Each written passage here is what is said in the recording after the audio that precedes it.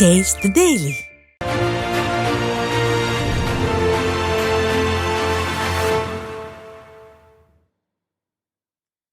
மக்களவை தேர்தல் பரப்புரையில் அரசியல் கட்சி தலைவர்கள் தீவிரமாக ஈடுபட்டு வருகின்றனர்.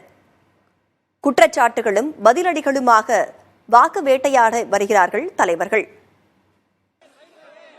ஊழல் வழக்கு உள்ள நபர்கள் பாஜகவில் இணைந்துவிட்டால் குற்றமற்றவர்களாக மாறிவிடுவதாக திமுக நாடாளுமன்ற உறுப்பினர் கனிமொழி விமர்சித்துள்ளார். மதுரையில் மார்க்சிஸ்ட் கம்யூனிஸ்ட் கட்சி வேட்பாளர் சு வெங்கடேசனை ஆதரித்து பரப்புரை மேற்கொண்ட போது அவர் இதனை தெரிவித்தார். பிஜேபி ஒரு பெரிய வாஷிங் மெஷின் வச்சிருக்கா, அந்த வாஷிங் மெஷின்ல உள்ள தூக்கி போட்டுருவாங்க. உங்களை தூக்கி போட்டு துவைச்சு வெளியில எடுத்து காய போடுவாங்க. அப்ப சுத்தமா வழக்கே இருக்காது, ஒன்னும் இருக்காது. 10 வருஷமா நடந்த வழக்கெல்லாம் காணாம போயிடும். ஏன்னா பிஜேபியில சேர்ந்துட்டீங்கன்னா நீங்க எந்த குற்றம் குறை இல்லாதவராக மாறிவிடலாம்.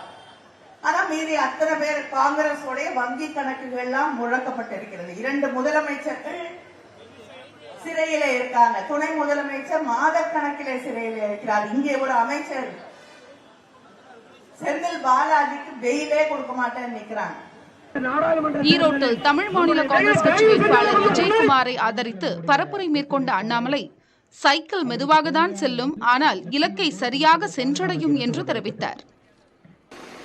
ஆனா சைக்கிள் கொஞ்சம் மெதுவாக சென்றாலும் கூட இலக்கை சென்று அடையும். அதான் ஆமை எப்பொழுதும் வெல்லும்.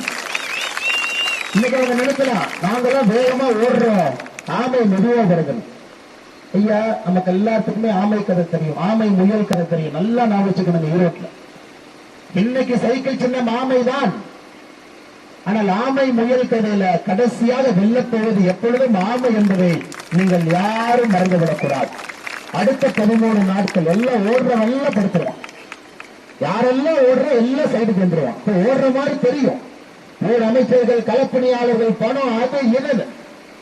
ஆனால் இந்த ஆமை வெல்லத்தான் போகிறது. நாடு முழுவதும் சிறு சிறு கட்சிகள் கூட்டணி அமைத்து ஆட்சி அமைக்கும் போது எடப்பாடி பழனிசாமி பிரதமராக வாய்ப்புள்ளது என அதிமுக எம்எல்ஏ ராஜன் செல்லப்பா பரப்புரையின் போது செய்தியாளர்களிடம் தெரிவித்தார். அதிமுக 40 சீட்டையும் ஜெயிச்சு அங்கங்க சின்ன சின்ன கட்சி ஆல் ஓவர் இந்தியா வந்து ஜெயிச்சு வந்து கூட்டணி ஆட்சியில இந்திய துணைக்கண்டத்துக்கு பிரதமரா வரணும்னா அன்னைக்கு பிரதமரா வந்துட்டு அப்புறம் ராஜ்யசபா எம்பியா வந்துட்டு போறாரு. எங்க எடப்பாடியாரு, நீங்க எடப்பாடியே எம்பியா நிக்க சொல்றீங்க.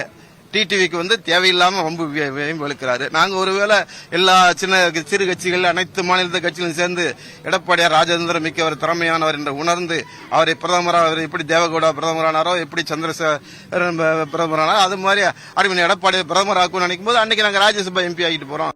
சென்னையில் பரப்புரை மேற்கொண்ட நாம் தமிழர் கட்சி ஒருங்கிணைப்பாளர் சீமான், அளவு கடந்த சுதந்திரத்தால் நம் மக்கள் சட்டத்திட்டத்தை கடைபிடிப்பதில்லை என்று தெரிவித்தார். நம்முடைய தமிழ் அறிவியலின் பெருமைமிகு அடையாளமாக இருக்கிற அப்துல் கலாம் அவர்கள் உலகில் எந்த நாட்டிற்கு போனாலும் அந்த நாட்டின் சட்டத்திட்டத்தை அப்படியே கடைபிடிக்கிற என் நாட்டு மக்கள் சொந்த நாட்டிற்கு வந்தால் எந்த சட்டத்தையும் கடைபிடிப்பதில்லை. சாலையிலே சிறுநீர் கழிப்பது, குடித்துவிட்டு போத்தலை உடைப்பது, சாலை விதிகளில் அறவே மதிப்பதில்லை. அப்படி எந்த சட்டம், எந்த சட்ட வரையறையும் கடைபிடிப்பதில்லை. காரணம், அளவு கடந்த சுதந்திரம். கட்டுப்பாடற்ற சுதந்திரமும் சுதந்திரமற்ற கட்டுப்பாடும் சரியா வராது.